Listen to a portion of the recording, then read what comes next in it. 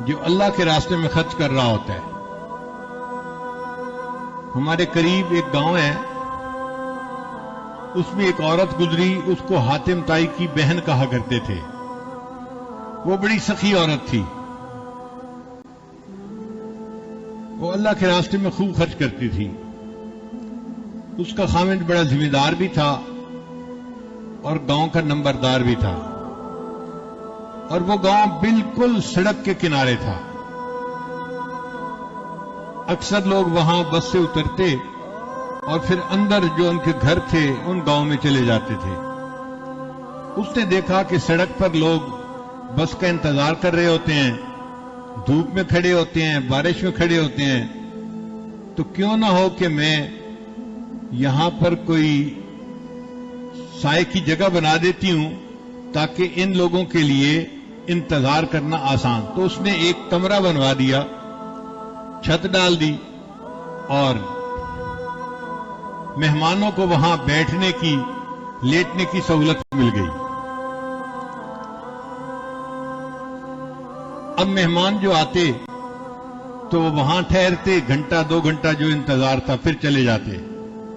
پھر اس کے ذہن میں خیال آیا ان لوگوں کو پانی پینے کا بندوبست بھی کرنا چاہیے، کچھ کھانا کھلانے کا بندوبست بھی کرنا چاہیے. تو اس نے ان کے لیے کھانے پینے کا بندوبست بھی شروع کروا دیا. اب آپ کو پتہ ہی ہے کہ ہم جیسے جو مفت خورے ہوتے ہیں نا، ان کو مفت میں روٹی مل جائے کہیں تو وہ پلاننگ ہی ایسے کرتے ہیں کہ یہاں سے جائیں گے اور فلاں جگہ رات گزاریں گے، کھانا کھائیں گے اور صبح پھر آگے جائیں گے. رش بڑھنا شروع ہو گیا. اب کھانا کھانے والے 200-300 تک پہنچ گئے. بات شروع ہوئی تھی 5-10 سے، اور اب انتظار گاہ میں 200-300 بندے ہوتے، مگر کھانا پکایا جاتا اور ان کو دیا جاتا. اب کچھ لوگ جو ہوتے ہیں نا، وہ بڑے خیر خواہ ہوتے ہیں، اللہ ہی ان سے نمٹے. ان بیچاروں کو ہضم نہیں ہوتا یہ سب کچھ.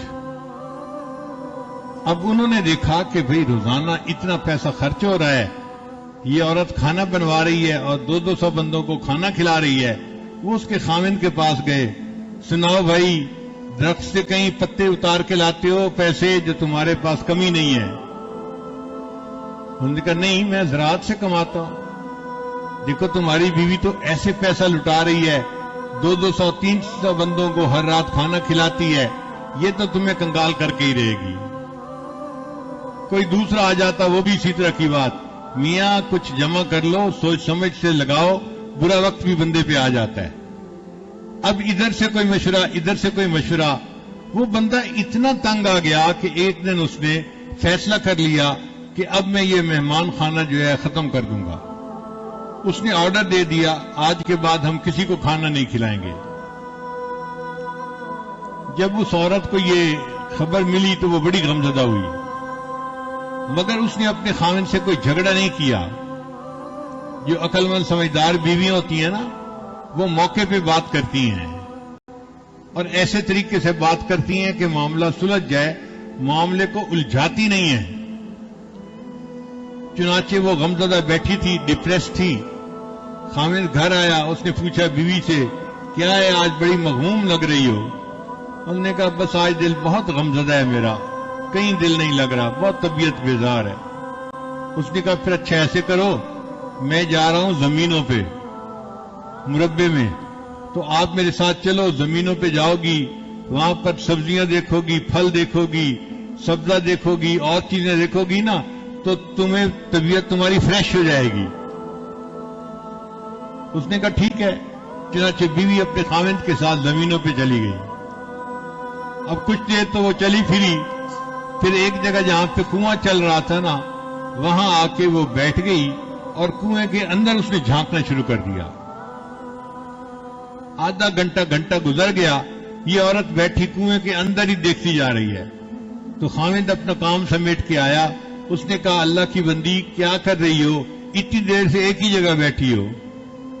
اس نے کہا بس میں دیکھ رہی ہوں یہ خالی ڈول اندر جا رہے ہیں اور پانی سے بھر بھر کے واپس آ رہے ہیں، کوئی ڈول خالی نہیں آتا، جو خالی ڈول اندر جاتا ہے وہی بھر کے واپس آتا ہے. تو خاوند ہنس پڑا، کہنے لگا تم بڑی بیوقوف ہو، تمہیں پتہ نہیں ہے کہ کنواں کا پانی خشک نہیں ہوتا، یہ ساری عمر بھی کنواں چلتا رہے، خالی ڈول جاتے رہیں گے، بھر بھر کے آتے رہیں گے، اللہ کنویں کا پانی اسی طرح رکھے گا، زمین سے اور پانی آتا رہے گا۔ اس نے کہا اچھا کنویں کبھی خشک نہیں ہوتے؟ اس نے کہا نہیں خشک نہیں ہوتے۔ اس نے کہا پھر اللہ نے تمہارے گھر میں بھی ایک کنواں جاری کر دیا تھا، تمہیں کیوں ڈر لگا کہ وہ کنواں خشک ہو جائے گا اور اس کا پانی ختم ہو جائے گا؟ خاوند کو بات سمجھ آ گئی، اس نے فیصلہ کیا میں مہمان خانے کو چلاتا رہوں گا۔ وہ عورت جب تک زندہ رہی پوری زندگی 200-300 مہمانوں کا کھانا روزانہ کھلاتی رہی، اور اللہ اس کے خاوند کو رزق دیتا رہا۔ لا الہ الا اللہ، لا الہ الا اللہ، لا الہ الا اللہ، لا الہ الا اللہ، لا الہ الا اللہ، لا الہ الا اللہ، لا الہ الا اللہ۔